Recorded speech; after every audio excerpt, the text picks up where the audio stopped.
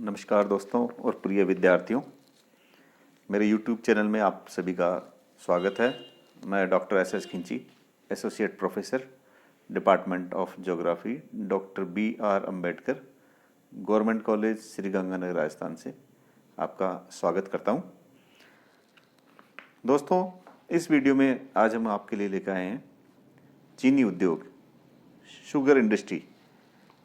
यह जो उद्योग है कृषि आधारित मुख्य उद्योगों में अपना स्थान रखता है।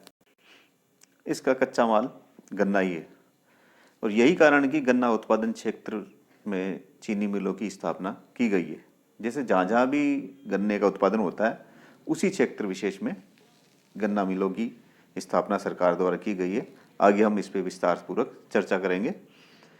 एक बात और मैं बताना चाहूँगा कि यही एक ऐसा उद्योग है जो पूरे वर्ष भर नहीं चलता, क्योंकि गन्ना का जब उत्पादन होता है कुछ माह तक ही उसका स्टोर कर सकते हैं, और उसके स्टोर ना करने का कारण यह है कि गन्ना सूख जाता है और उसमें रस, जो उसका प्रोडक्ट है चीनी बनाने का बेसिक प्रोडक्ट, अगर वही सूख जाएगा, कम होगा, तो उसका कोई औचित्य नहीं रहेगा। इसीलिए जब गन्ने की पैदावार होती है, फसल कटाई के तुरंत बाद वो मिलों में चला जाता है, और वो एक पर्टिकुलर कुछ महीनों तक का ही प्रोसेस होता है जिसमें गन्ने से रस निकालकर उससे चीनी बनाई जाती है। ये इसकी एक विशेषता है। इसी प्रकार से इसी उद्योग पर आधारित है एक डिस्टिलरी उद्योग, जो इसके साथ साथ ही विकसित होता है। किंतु यह दोस्तों की हर जो गन्ना मिल है या जो भी मिलें हैं जहाँ पर गन्ने से चीनी बनाई जाती है, वहाँ डिस्टिलरी उद्योग हर जगह उपलब्ध नहीं है। कुछ ही जगह पर यह उद्योग लगा हुआ है।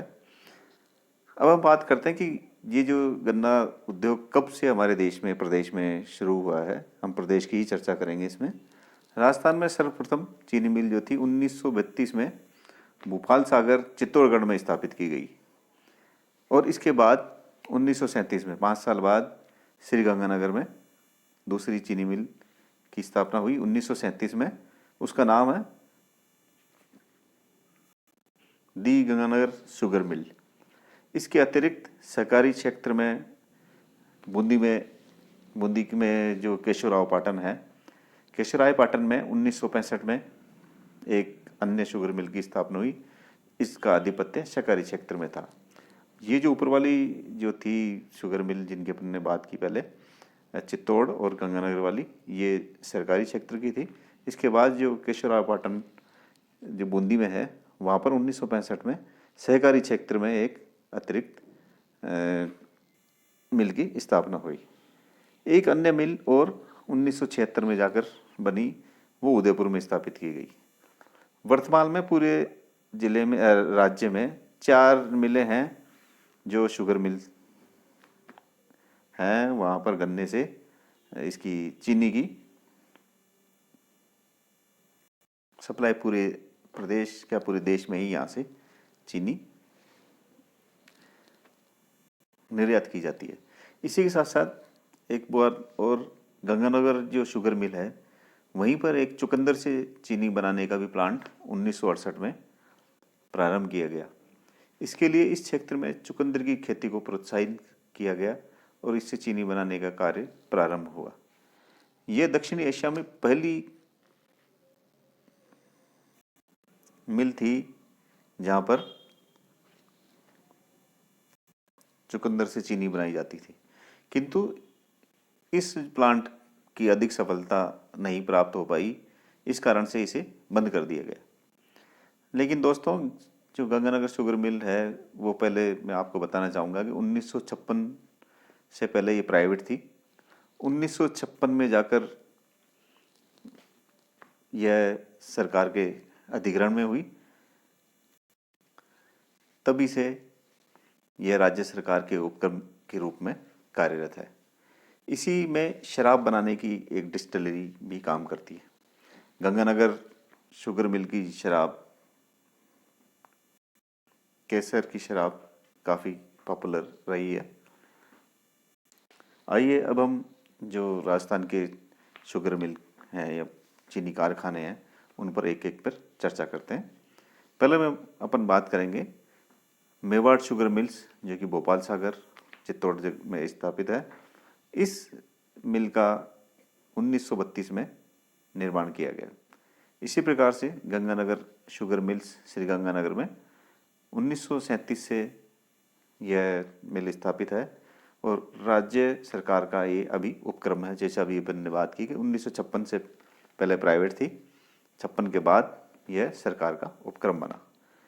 इस मिल के पुराने हो जाने से नई मिल 19 जनवरी 2016 से प्रारंभ की गई, जो नई मशीनों के साथ एक समन्वित मिल होगी, जिसमें चीनी मिल के साथ वहीं पर चीनी के साथ साथ डिस्टिलरी, शराब या शराब से रिलेटेड जो प्रोडक्ट होते हैं वो, उसके अलावा पशु आहार तथा 5 मेगावाट विद्युत उत्पादन भी होता है। यह एक इस मिल की विशेषता है।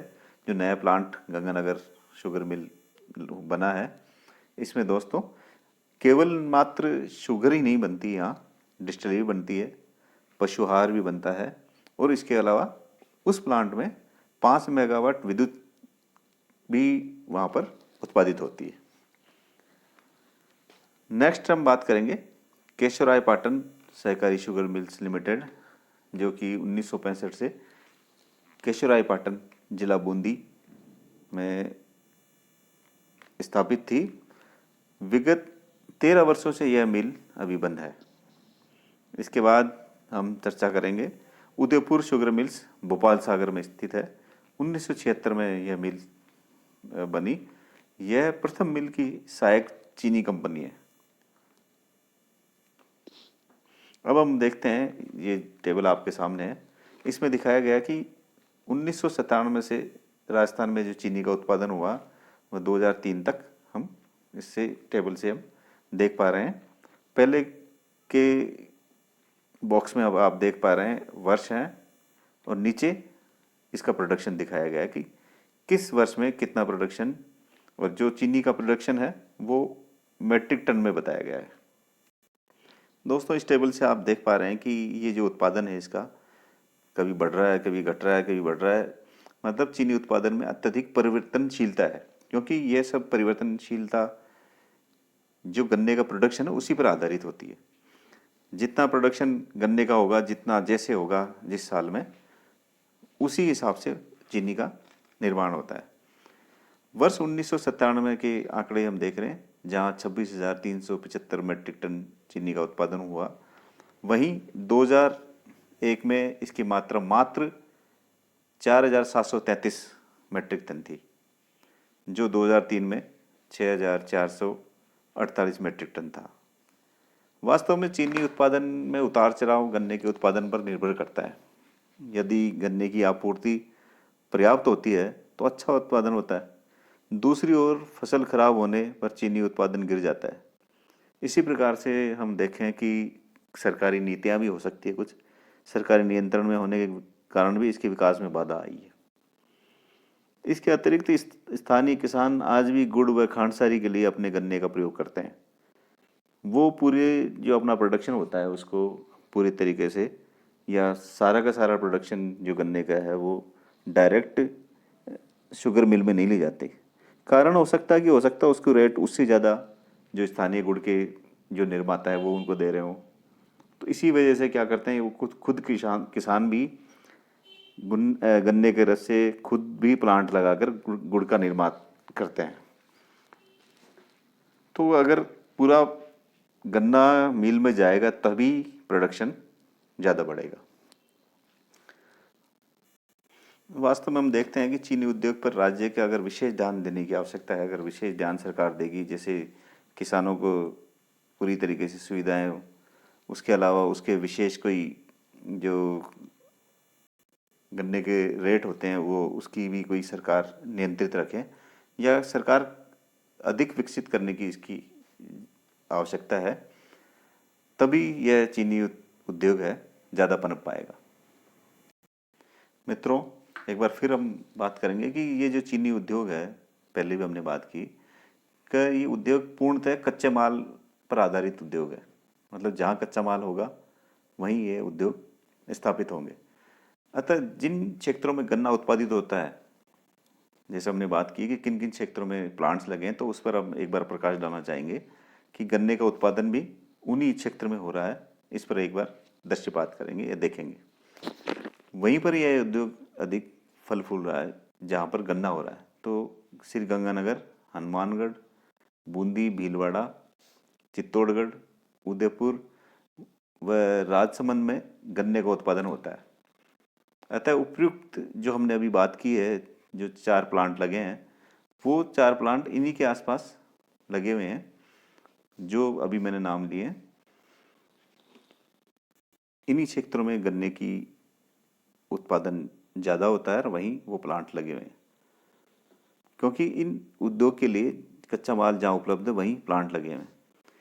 इनके अतिरिक्त, कच्चे माल के अतिरिक्त अन्य कारक जो हैं इसके स्थापना, जो शुगर मिल लगी है उसके जो कारक है उसमें परिवहन की सुविधा, विद्युत, जल, ईंधन, चूना एवं सल्फर की उपलब्धता भी इस उद्योग के स्थापित होने में सहायक सिद्ध होती है। दोस्तों, इस वीडियो में हम चीनी उद्योग के बारे में इतना ही बात कर पाएंगे। मुझे आशा है कि ये जो जानकारी हमने आपके साथ साझा की है आपके कम्पिटिटिव एग्ज़ाम और यूनिवर्सिटी एग्ज़ाम में विशेष रूप से कारगर सिद्ध होगी। इन्हीं के साथ शुभकामनाओं के साथ मैं आपका धन्यवाद करता हूँ। धन्यवाद।